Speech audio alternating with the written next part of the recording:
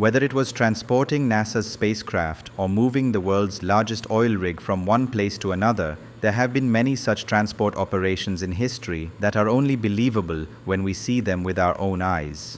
But the transportation you are about to witness is not something that is ordinarily moved. Yes, we are talking about a 4-story hotel with a total of 86 rooms. Why was it so important to safely transport this hotel made of concrete and steel?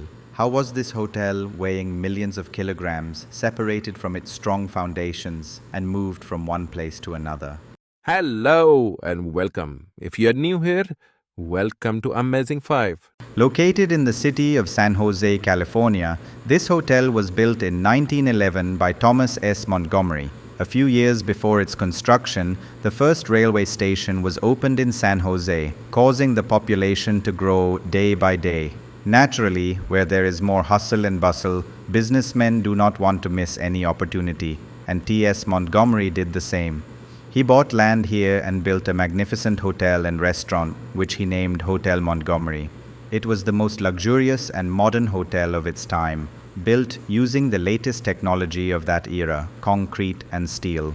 All the facilities that are present in every home today were first introduced in the Montgomery Hotel, such as blower fans, private bathtubs, private telephone lines for each room, and elevators for easy access to every floor. Not only that, but the Montgomery management also started a bus service that provided free transportation for customers between the railway station and the hotel. In essence, it was the 5-star hotel of its time, which is why it became so famous that it became an icon of San Jose City. As time went on, the hotel became more and more successful. The 50 years from the 1920s to the 1960s are considered this hotel's golden period, but then began the bad days for the Montgomery. After the 1960s, due to the increasing population, new hotels started being built rapidly in San Jose. In front of these new hotels, the construction of the Montgomery seemed quite old-fashioned. The competition among hotels and restaurants had become so intense that it was very difficult for the Montgomery to survive, because customers now preferred the new hotels over this old one. This was the time when the management of the Montgomery finally decided to close the hotel.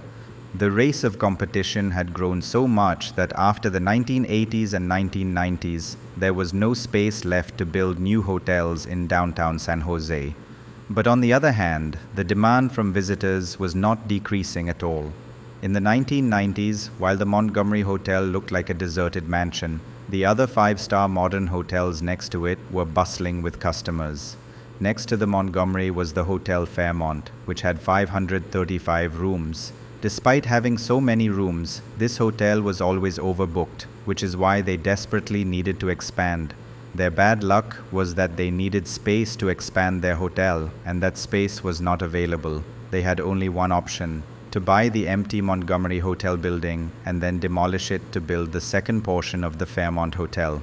With this plan, the Fairmont would add another 400 rooms. Therefore, in 1998, they bought the Montgomery Hotel building and began preparations to demolish it. But as soon as this news leaked, many people in the city protested against the demolition of the Montgomery. People believed that although the Montgomery was old, it was an icon of San Jose City, and those who destroy their past cannot have a good future. Meanwhile, mayoral elections were about to be held in the city, and this was a great opportunity to become famous among the people. Ron Gonzales, who was running for mayor, made a promise to the community of San Jose in his election campaign that if he became mayor, he would not let the Montgomery Hotel be demolished under any circumstances. Ron Gonzales won the election and became the mayor of San Jose, but now it was his turn to fulfill his promise. On one hand, there was the issue of the Fairmont Hotel's expansion, and on the other, saving the city's ancient building was also very important. The mayor consulted with many experts on this matter, but no viable solution was found. But then a team of architects suggested, why not move the Hotel Montgomery safely from here? At first, this idea seemed like nothing more than a joke, because moving a building from one place to another was beyond anyone's imagination.